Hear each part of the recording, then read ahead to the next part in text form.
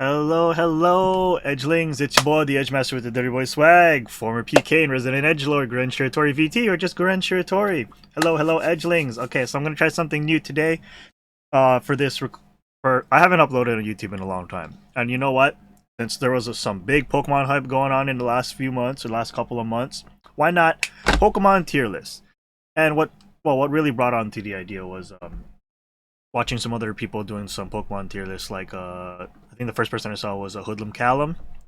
So yeah, I mean, like I've never really done tier lists too often, and I think this is probably a good place to start, especially with Pokemon games, because like Pokemon, one of my childhood things, and it's still growing up with me today. And like, hey, I mean, what can you do, right? But yeah, with that, so oh, let me get some music for you. Gotta put some of that music, gotta sound good. Please don't copyright me. I really hope not. But if it does, then, well, I'll find a way to upload this video again. I should have separated the track. Oh well, not like it matters. But yeah, anyways, so the way this tier list is gonna work is we're just gonna place it down, from like S tier being like the greatest, D tier being like not the greatest, and possibly games that are just kind of like meh, like regular tier list, right? I'm sure y'all's got the deals now. I'm probably not. Nah, you know what? Yeah, I was thinking about not putting them in like in an order where it's like, oh, this game is better than this game if they're in the same tier. But then I was like, you know what? I want you guys to know how I felt playing these games or what I think of these games, and then feel free to comment down below on if you agreed with it or not, or if you have any other opinions, because opinions are appreciated. Just just don't force them down people's throats. Anyways, so we're gonna start all the way from the beginning, from Gen 1, and we'll make our way upwards or into the next gen. So, okay, so where to start? Obviously, blue, yellow, and red. Where is red on here? Red and green. Red and green are both in the same category. Okay, that makes a lot more sense now. Okay, so as a kid, playing red or playing Pokemon in general was like very new to me. Like, I was at a cousin's house, it was their party, or it was one of their family members' parties they're holding at their house, and I was just looking around, just being a kid. Then I see like a couple of the older kids playing on a Game Boy, regular Game Boy, by the way, not the Game Boy Color, Game Boy, and like straight up, I kid you not. Oh, straight up, I kid you not. I don't know if that popped out. Anyways, I kid you not. They were playing Pokemon. I think they had a red cartridge too, so it was specifically Pokemon Red, right? Like, I was watching them in the back, like how most kids do, right? Just watch them play. At the time, the animations were like, oh snap, this is really cool. What's going on here? You have all those curious questions about like, oh, how do I play this game? What happens in this game? What's going on right now? And like, from then on, what I didn't realize though at the time was that I was already watching the Pokemon anime as a kid. I remember, so just a little side note, I remember like as a kid coming home from school with my cousin one day. We just turned on the channel and like it was already on like the Asian channel that we have here where I live, and like it was showing Pokemon. And I think the very first episode of Pokemon I saw was actually when they were caught, or when they were stuck on the island with giant Pokemon, which turned out to be a theme park later at the end. Spoilers alert for anyone who hasn't seen it yet, but that was about like 20 plus years ago. I think it's okay to spoil that. But yeah, that was like one of the first episodes I've seen of Pokemon, and like putting two and two together, I'm like, oh my god, they have a game for it, And like, so like I wanted to see if I could get a Game Boy myself. Ended up getting one eventually, and the very first game I got on that Game Boy was actually Pokemon trading card game. Yeah, it was actually Pokemon trading card game. Weird, right? Weird. Very, very weird. But yeah. Anyways, Pokemon Red, Green, Blue, and Yellow. These, I think Red, Green / Blue would definitely be in the same category for me. It was definitely a fun game to play. I remember restarting it a lot as a kid because I didn't know what I was doing. Like, I could reach the Elite Four, but because I didn't really understand how to level grind, I was always getting my butt kicked. I was always relying on my starter, which was usually Squirtle, that was now Blastoise at the time, and Nidoking, because when I accidentally found out how to evolve Nidorino into Nidoking, I was like, oh my god, it's so cool. I have like this final stage badass looking Pokemon that's like you know that I have early on in my playthrough. So if I had to give Red, Green, and Blue a score, I know they're the original games for me, but I think they're just gonna be like right on the E tier, I think.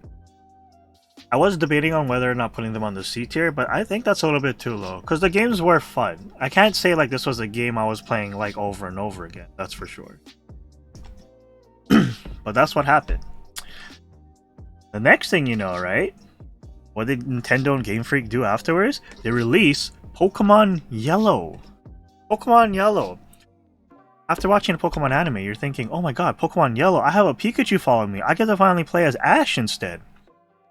And like, it was just so fun. And I think the game was like really good too, right? Because playing as that trainer with that Pikachu following you around, it just felt, yeah, you felt like you were Ash from the anime, right? And it's just so cool because unlike in the previous games, right, Red, Green, Blue, you could only get one starter. The only way to get the other starters was to trade for it, right? But come on, let's be honest here. Back then, even if you were able to link trade with somebody, which, you know, probably most people weren't able to, like me, there was no other way to get the starters. But Yellow version, not only did they make you start off with a Pikachu, but they made you able to obtain all 3 of the other starters on the previous games. That was mind-blowing. Honestly, that was very mind-blowing. Not only that, there was upgraded graphics or colors to the console as well. I think at this point I already had my Game Boy Color.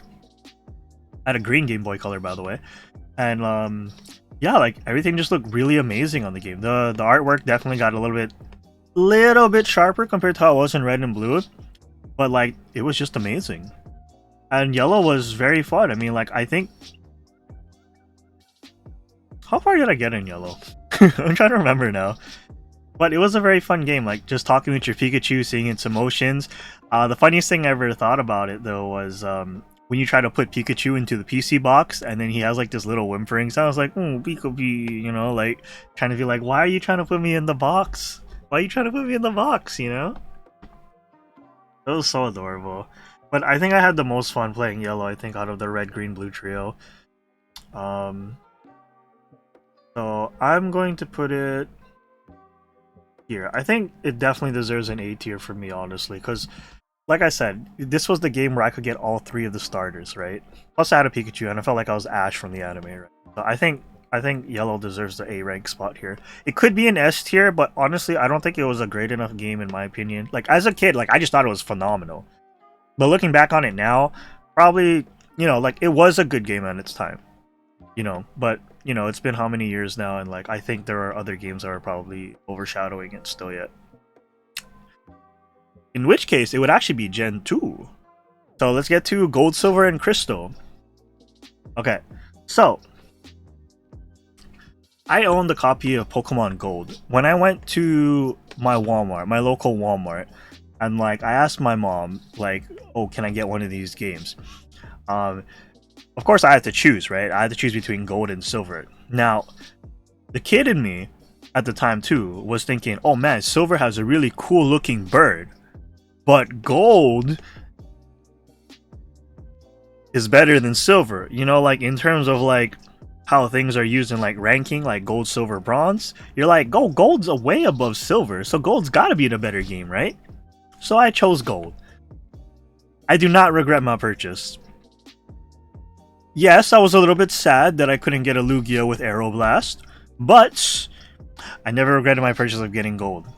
Gold was probably the number 1 Pokemon game that I have replayed over and over again. Always trying something new with different Pokemon, different starters, and like I just had a ton of fun with it as a kid. A Gold, Silver, S tier. For me, this was S tier. This is one of the games that I've replayed the most, and I do not regret it. Crystal. I can't say much for Crystal because I never bought a copy of Crystal. Like, I thought to myself there was no point in buying Crystal, even if I got Gold already. Only to find out later, or well, maybe like a week after its release or so that Crystal actually was like a combination of both games, in a sense where both Pokemon from Gold and Silver appear in there instead of them being like game exclusives. So I would probably put this. Oh, plus the fact I think this was also the first Pokemon game you can change your gender as well. So you know, if you ever wanted to play as a girl, you could, or female players could finally play as a girl. So you know, or players have the option to choose to play. So like, honestly speaking, if I had to put it in a tier because I enjoyed Gold so much, I feel like Crystal probably would have been S tier as well. And also the fact that it has both exclusive Pokemon on it, it would probably be above Gold and Silver on it. Right? I think it makes sense, right? Next, Ruby and Sapphire. Oh my god. I kid you not. I think I was like in my later years of elementary school when this game came out. I didn't get it right away. I was actually playing on my friend's Ruby game because he said he needed help beating a gym leader. I think it was Brawly. Yes, it was the second gym leader, Brawly. And like I was trying really hard because his starter was Mudkip, Marshtomp, and of course, great Pokemon, great Pokemon. You like Mudkips? I like Mudkips. Anyways,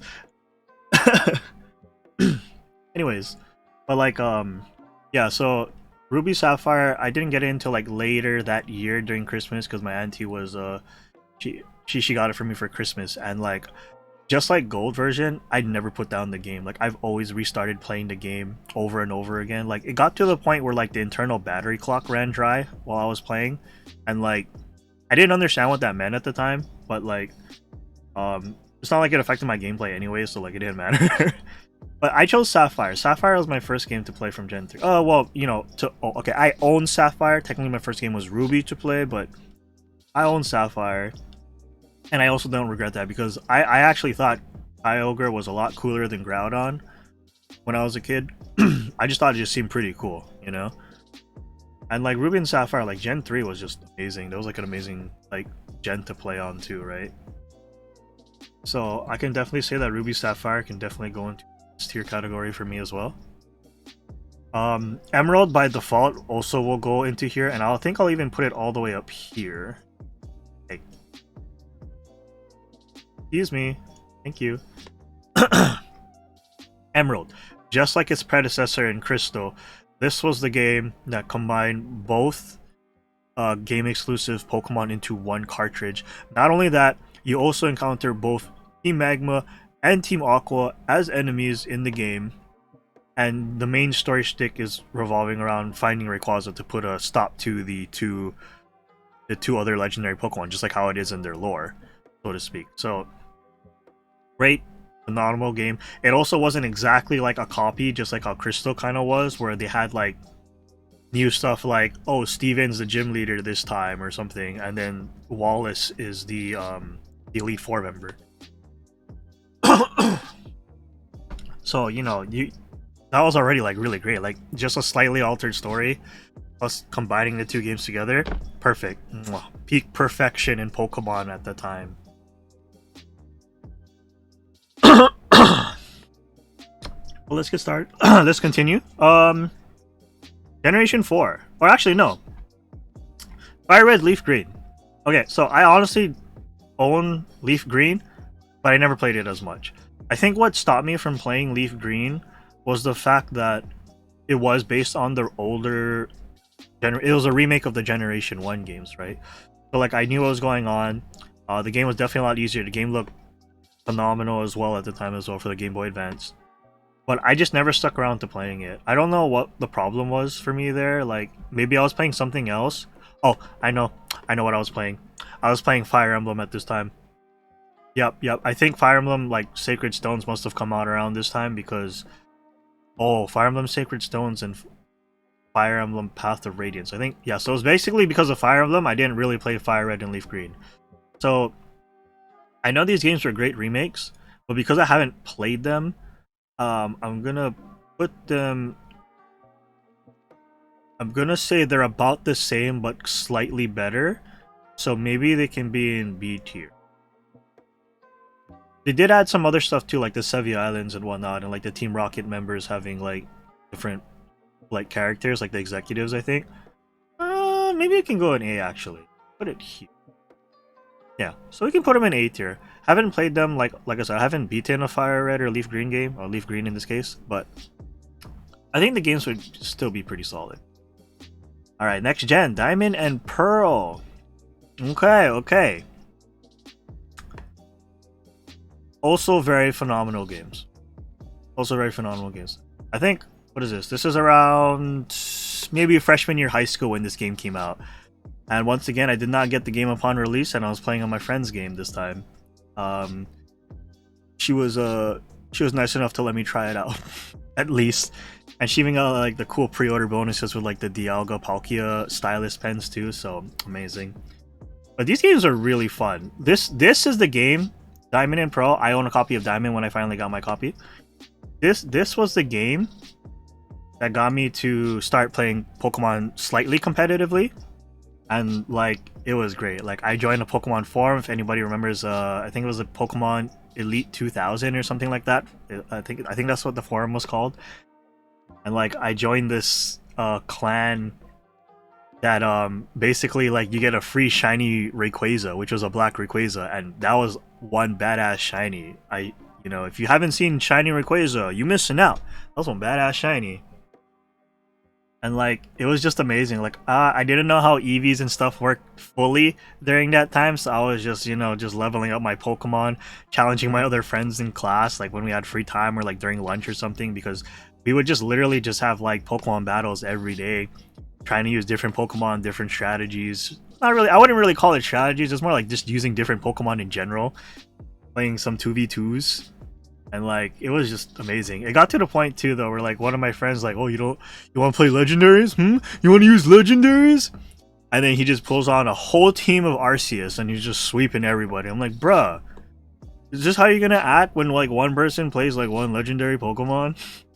And he just busts out his team. Yeah, because I hate playing with legendaries on team, which is a very understandable point. I understand legendaries are a little bit OP in terms of base stats, and you don't want to use them in a, you don't want to challenge them, right? But you want to use them yourself. But then, sometimes you gotta ask, where's the fairness in that? But that's a whole thing in all of its own thing, right? But yeah, but definitely these games are Diamond and Pearl, definitely like very fun games. And I can definitely say that they will definitely go in the... Actually, I can put them in S tier. S tier and maybe above Ruby Sapphire Crystal. Yeah. I mean, Gen 4 was great. The starters were awesome too. I mean, come on, Empoleon. Who's not a fan of Empoleon? Come on, Empoleon, your boy Empoleon. Platinum. Okay, so once again, another game I never got to play, only because at this point I started. Well, at this point in time, I was finally starting to save up money to buy stuff, but most of my money went towards PlayStation Plus, not PlayStation Plus, PlayStation Store stuff, because I was playing a lot of Call of Duty around this time as well. So that went out to like DLC maps and other games. When they still had it, they had Soul Eater for like episodic downloads on PlayStation Store, and that's what I was using some of my money for. But yeah, a lot of DLC add-on content for games instead. So I never got to play Platinum, but knowing how great of a game Platinum is in general and how much like people rate this game super highly, definitely gonna go into the S tier. Yeah.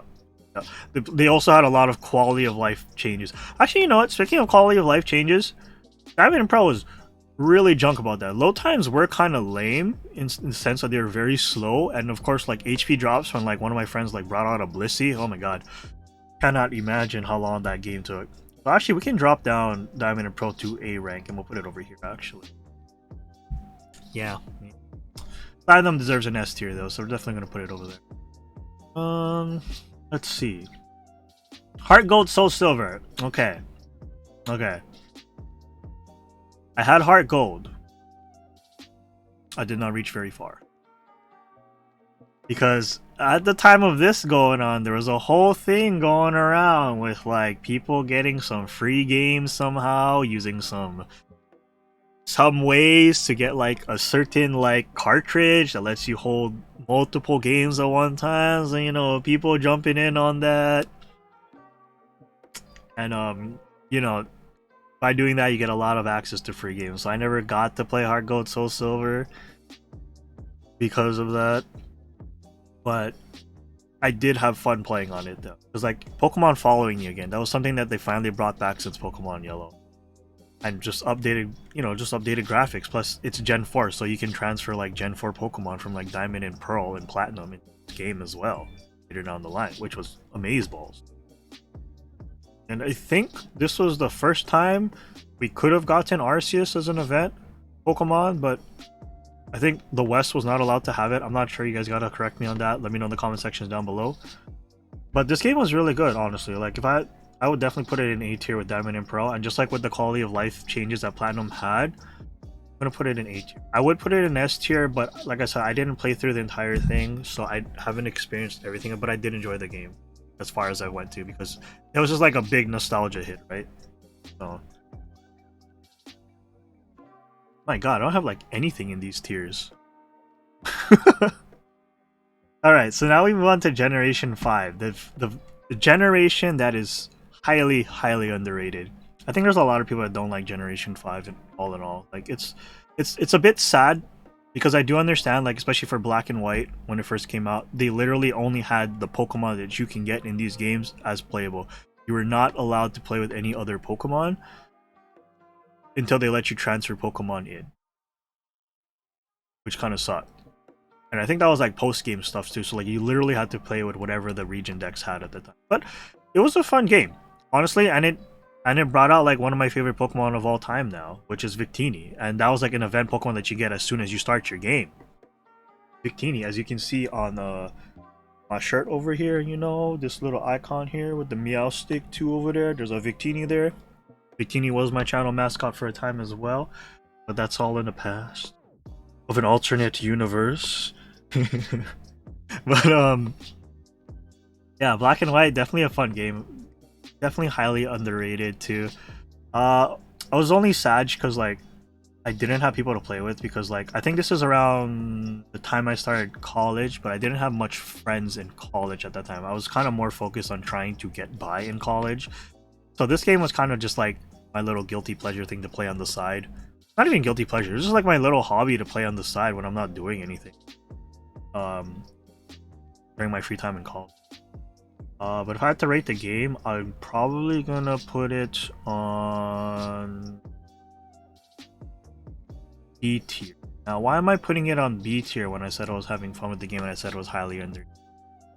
It's just mostly for the fact that like I couldn't use like any of my old Pokemon until like later on in the Pokemon game, which really did suck.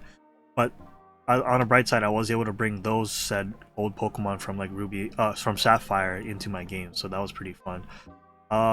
Some of the Pokemon designs were kind of questionable as well. Like at the time, I was not a big fan of Sock and Throw. Honestly, I thought they were like the weirdest things ever. Conkeldurr, the Conkeldurr line, I also wasn't a fan of until later when I found out how strong it was. I'm like, you know, I can look past it. You know what?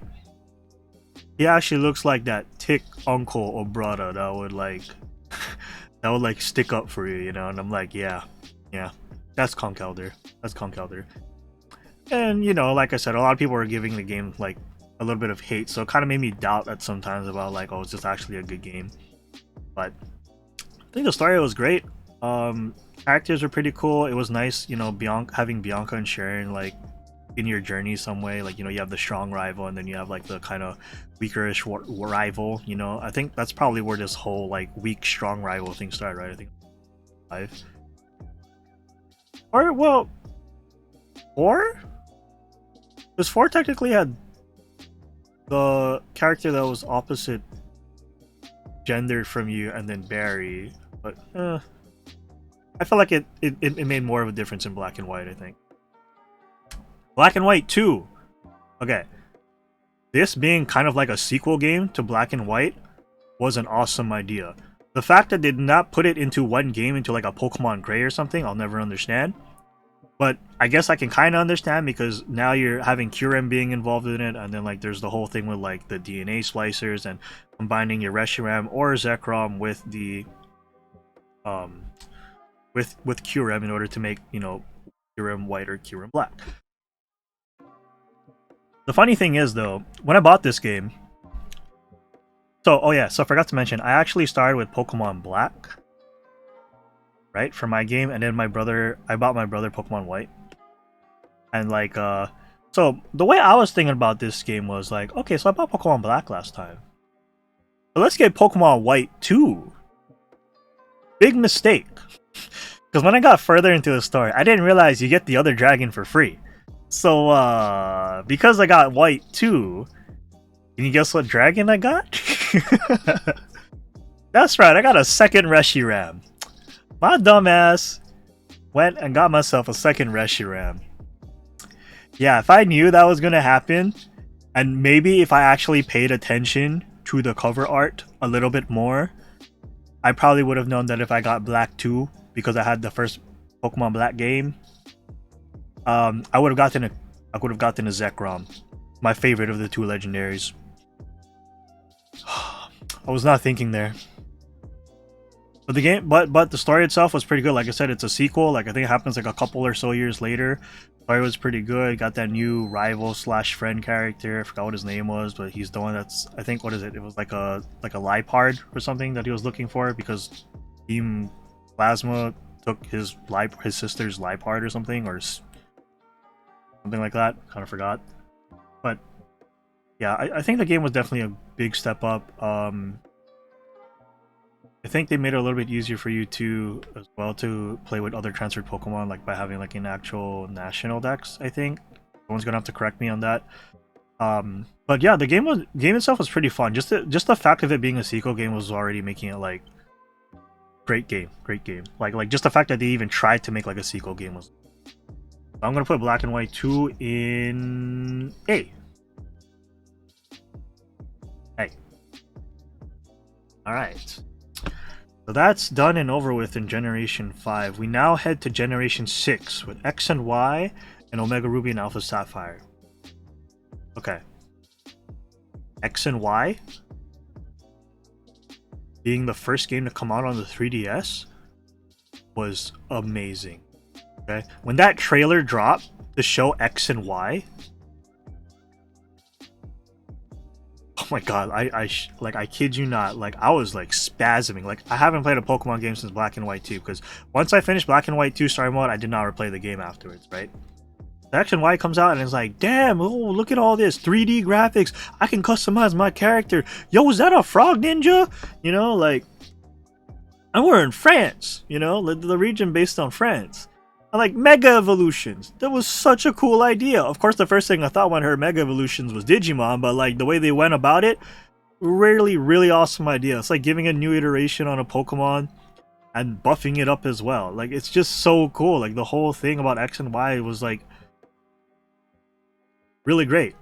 Now, I know people were complaining about how easy the game was.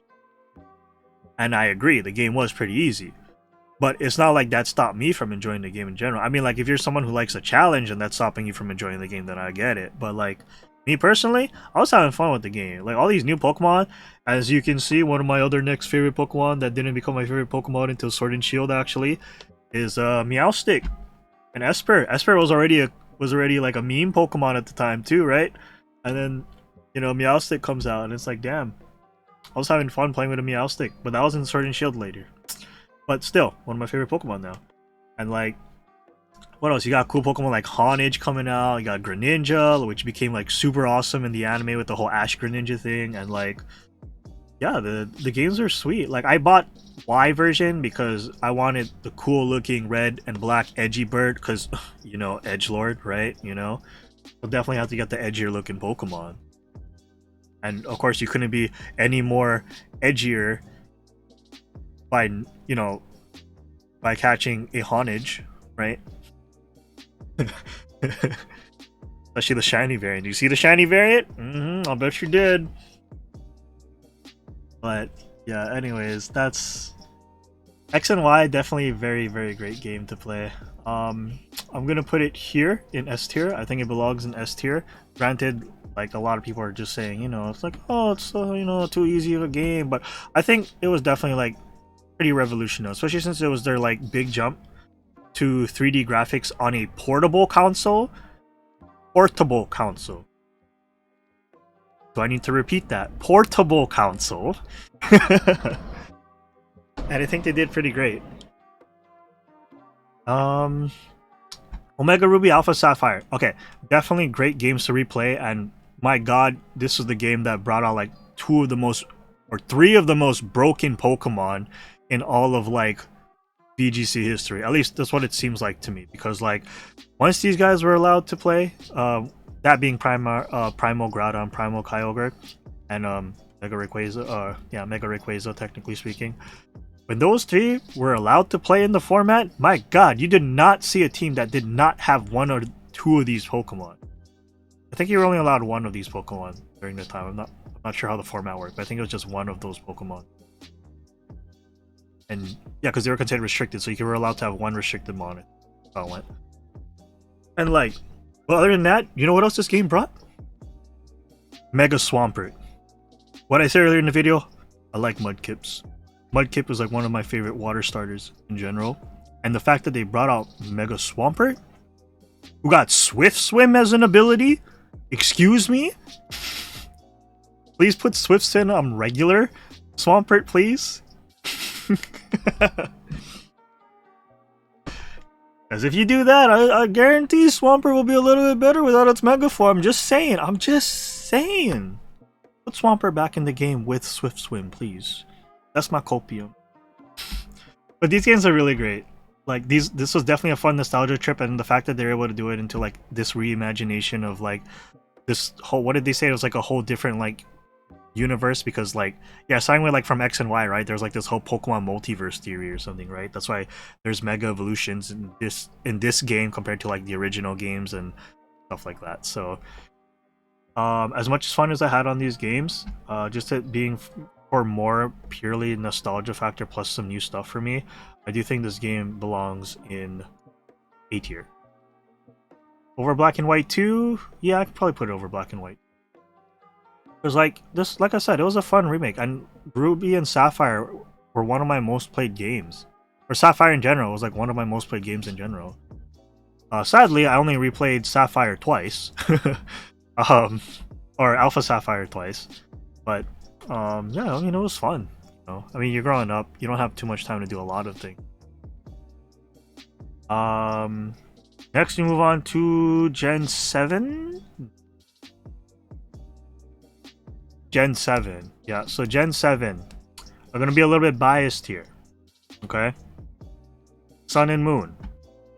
I'm biased for a reason. If y'all knows the reason, y'all knows. You don't knows, and you're gonna have to find out. But Sun and Moon, I think this was the other game or generation where they dropped another trailer. I think this was the 10-year anniversary mark, I think, right? Was it this one? 2012, 20. I think it was this game. Yeah, I think it was the Sun and Moon games that were like around the 10-year anniversary or 20-year anniversary mark, something like that. I think it's 20 year. I think it's 20-year anniversary. It can't be 10 years. Because the game came out like 1992 or 1994. But yeah, so it's around like the 20-year mark. And then they had like that really awesome trailer that went from like, oh, this is the Gen 1 game, and all the way to like the current game, or which was the X and Y series Omega Ruby, X and Y ORAS series generation. And then they reveal Sun and Moon. What else did they do in Sun and Moon? They released regional variants, which was something that was also another amazing idea, just like Mega Evolutions in the game. And regional variants are just really, really cool, especially since they got they introduced two Ice-type regional variants, which were, in my case, was amazing. Like Alolan Ninetales Vulpix, beautiful Pokemon, and like really awesome at the same time. Very weak to steel, by the way, but who cares? They're a very good Pokemon. And my favorite, who's super weak to fighting, Alolan Sandshrew and Alolan Sandslash. Now, I love Sandshrew and Sandslash ever since I saw them in the anime. Or at least Sandshrew first. And then like when they released the Lowland variants for them, I was like, I gotta have them on my team. I gotta have them on my team. Only come to realize that you don't get them until way late game. Because they're like on the last island. Plus, they tried out a lot of new stuff too. No gym leaders. We had trials instead and trial captains. This was the birth of a new Pokemon League in a region that didn't have one before. I thought that was pretty cool. Bad guys were like awesome. Like Team Aether, you wouldn't expect them to be the real bad guys. Team Skull, they're just like a bunch of like like problem kids or whatever, but then they made it work where like they had like their little hey, yo hand motions and whatnot. But they're a fun team. They're definitely a fun team. The Sun and Moon, I think as much as I love them and how much bias I have for them, I think they're gonna go into the A tier. Probably below the Omega Ruby Alpha Sapphire, I think though. Like I said, I'm biased for it for a reason. If you know, you know. But like, great game. It was a great game. Ultra Sun and Ultra Moon. Okay, so this is the thing, right? They probably could have came up with a third game, but they decided to do like a 1.5 or a 2.0 version of Sun and Moon, right? Which is Ultra Sun, Ultra Moon. Added story, added new Pokemon with Ultra Beast, or more Ultra Beast, I should say. Another storyline. New forms with like the whole Ultra Necrozma stuff. Difficulty definitely going a little bit higher, especially that last boss fight with Ultra Necrozma. Or Mega Necrozma. Yeah. With a little bit more lifestyle changes. I think we also got the new Lycanroc form as well in this game. But this game, if this released first, this totally would have like made like Sun and Moon like that much more better of a game originally if they released it like this. Because it did feel like when this game was released, it's like, oh man, they could have just added like some kind of DLC or something, but which people at the time thought Game Freak and Nintendo would never do. And yeah. You know, this feels like a game that should have been like this feels like the really finalized project of Sun and Moon. But I mean, it's still a fun game. Pokemon was cool too. Like that new addition of the story, and then you know they come up with like Poipo. Poipo was a cool Pokemon, man. Cute Pokemon too. So with this, I'm actually gonna put Ultra Sun and Moon in the S tier. Where though? I'll probably put the probably just put it at the end of S tier. Because like I said, if Ultra Sun and Ultra Moon came out first, I think it would definitely be S tier and it'd probably be higher around here. But because this came out after Sun and Moon and just felt more like a finalized, you know, game compared to Sun and Moon, then yeah. Let's see, next games. I think we go to Generation 8 now. So Sword and Shield. Sword and Shield. Oh my god. When they showed it, like, okay, you know what, forget everybody's things about, oh look, that tree looks like a tree from like an old PS2 or Nintendo 64 game. I don't give a crap about that. Like, to me it already looked amazing. The fact that they left the chibi-ish like style that they were going with in X and Y when they did it in Sun and Moon, and then they took it up another level, especially since it's on a new Switch and like new console like the Switch. This was just amazing. Like everybody was tripping out. I was like, oh my god, Sword and Shield looks so good. It looks so great. The game looks so awesome. You know, like, and then they announced like Dynamaxing and stuff, and I thought that was a really cool mechanic as well. Some people choose to argue, but it did play a lot into the whole Weather Wars thing again, which was kind of like prevalent in Generation 5, I believe. Like, Sword and Shield is just a very fun game to play. Like, I literally, I kid you not, I bought the double pack. To play Shield and gave Sword to my brother. And then ended up downloading Sword again for myself. Yeah. So definitely one of the first games where I bought 2 copies for myself. The other times I was buying the other copies for my brother, but yeah, in this case it was for myself now. Yeah. But Sword and Shield, definitely phenomenal game too as well. Like it was just so good. Like it was so fun to play. The fact that they had like the whole, they tried a like a miniature open world kind of thing with like the wild area, and I thought that was like a very good thing. Like it was really fun to just go walking around to see what Pokemon you can find, running into Pokemon that you can't catch, and running into Pokemon that can literally knock you out. You know, like it was such a fun experience at the time, right? I'm definitely gonna put this. I think this can definitely go into S tier. Yeah, I think I can put him here, right above platinum. Ah! Hey. Thank you.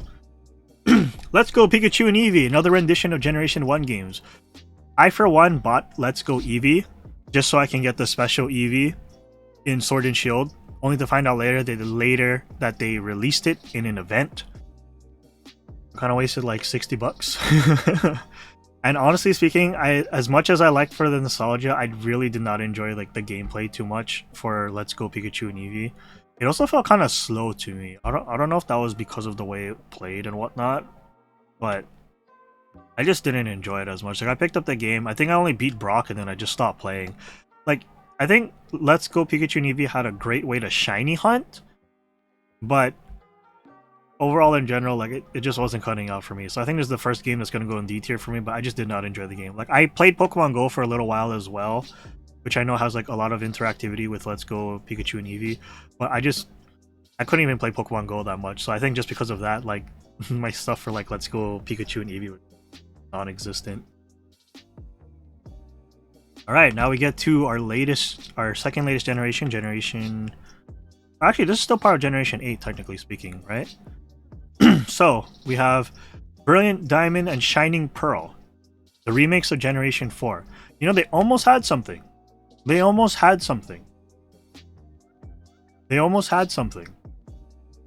Until they decided to let another company take care of it. Like, I'm not gonna complain too much about that because Ilka is the same company that did Pokemon Home for us. So I give them respect for that. It's just that, and I actually like the little chibi designs because it kind of gives you a nostalgic feel as well. Like you're playing as this chibi character or this chibi sprite. So I respect that. I like it. It's not a problem. That is fine with me. I do understand people's concerns about saying like, oh, it should have been like how they did for Oraz, where like the game looked exactly like how it did for X and Y. And so, by default, Brilliant Diamond Shining Pearl should have looked like Sword and Shield originally as well. I get it. I understand. But for me, I actually enjoyed the chibi sprites being 3D'd. I thought that was pretty cool. Second thing, they really made this a very faithful remake. I wish they added some changes like they did with like Oras and like Fire Red and Heart Gold Soul Silver. I mean, they did like some minor changes with like Ramona's Park, I think, and like the underground system. They revamped that a little bit, but I think they could have done something more. Like, honestly, they probably could have made this into like how they did like for Oraz, where they have that episode Delta for getting Rayquaza. They could have done something like that for getting Giratina in this case, maybe. Like maybe there's like an extra part that lets you go into the other realm, right? And you fight Cyrus again, but I think that was something like they didn't. But I'm not gonna put this out as a bad game because not besides the nostalgic features, like I did enjoy the game playing it anyways. If it's your first time playing a Gen 4 game, you can definitely just pick this up, honestly, because it is fun and it's a lot easier to collect Pokemon, I guess, in this case now. Because if you try to buy like Platinum now, right, you're not gonna be able to, right? Like I don't know how much people you'll know that actually have a DS and actually trade with you. So Brilliant Diamond, Shining Pearl, I'm gonna put these in C tier. I did enjoy the games, but there could have been like so much better work done for it. Legends of Arceus, another revolutionary game. This is our first truly open world Pokemon game. Pretty fun, and just like with Sword and Shield, just going around exploring the different areas and finding all these different Pokemon was just amazing. The ranking system and like in terms of like what you can do based on it, and like how some of the story is locked unless you become a certain rank, I think. Very good system to uphold because you do run into a lot of strong Pokemon, and yeah, your chances of surviving not that high. You can try to catch some of these strong Pokemon. I think they still listen to you regardless. It's just that, you know, your chances of catching them are a little bit smaller, and then you have access to like the weaker versions of the Pokeballs, right? Unless you level up your rank and you get like the stronger variants instead. And like, but yeah, the game was great. The story was awesome. The fights against like the alpha Pokemon were amazing. Especially like seeing like the Hisuian forms of things, like was it Cleavor, Hisuian Arcanine, the Hisuian evolutions for the starters in this game. So the Hisuian Decidueye, Hisuian Samurott, and Hisuian Typhlosion. Great. Those were great. And like overall, this was a very fun game to play. I still haven't beaten it in the fact where like I didn't catch every single Pokemon yet. I still need to catch the 4th Genie too, I think, as well as battle Arceus. And I think I need a Porygon. I think Porygon is one of the things I'm missing. And its evolution line.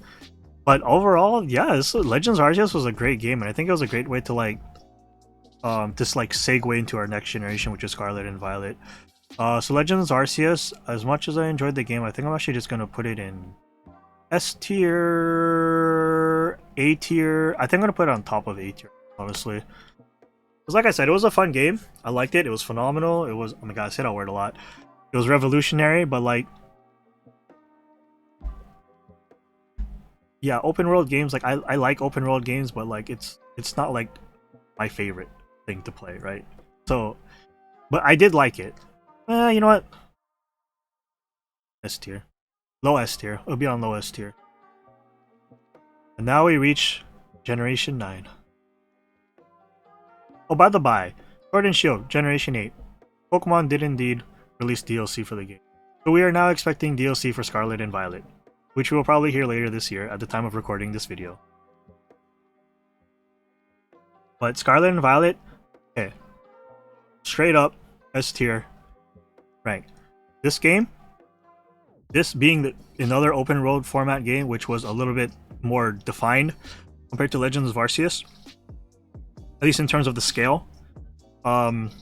Perfect. Game was great. Running around trying to look for Pokemon was awesome. The fact that you can do a lot of things before going to school to get your bike that will help you travel around the place is amazing. The fact that you can catch Pokemon and level them up without going to class and having them at like level 50 before you start your journey, and they still listen to you, amazing. The fact that they don't have the capture mechanic from Legends of Arceus, pretty lame, because I thought that was pretty cool. I don't know why we still couldn't have that, because I'm pretty sure most people would try to catch Pokemon that way if they didn't want to battle it anyways. But overall, story was great. If you guys haven't played it yet, please pick up Scarlet and Violet. Like, if you haven't played a Pokemon game in forever, Scarlet and Violet is a very good entry choice. Plus the fact that it's open world, so it's definitely something new from what, it's different from what you're used to. And like, the game is just great. The story is just great. It's literally like 3 different routes you can take, which I want to say it's 3 different routes, but you kind of have to take some of them in order depending, because that'll just change like the difficulty for you, like if you want to challenge or if you want to just smoke through everything. And like I said, once you catch a Pokemon, if you have the right gym badge, as long as you catch a Pokemon under that gym badge's limit level, no matter what level they get afterwards, they will listen to you still, which is pretty damn cool in my opinion. If that was a thing beforehand, I didn't know about it, but if it's new here, very cool. But yeah, anyways guys, so this was my Pokemon tier list. I'm gonna make sure to save this for myself so I can use it for my own future thing, and just as for memory lane. Please guys, I will leave the link to this tier list at the bottom of the video.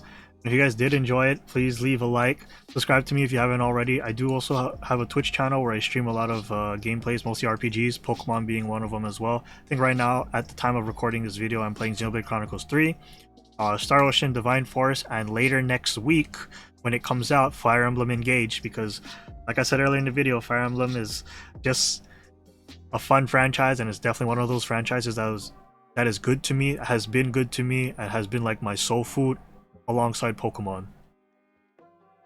With that out of the way guys, thanks again for joining me in this video that I have uploaded finally onto YouTube after how many days / years of not uploading a video onto YouTube. So you guys have a good day, a good rest of your night if it's nighttime, and don't forget to stay edgy. Your Edgelord out.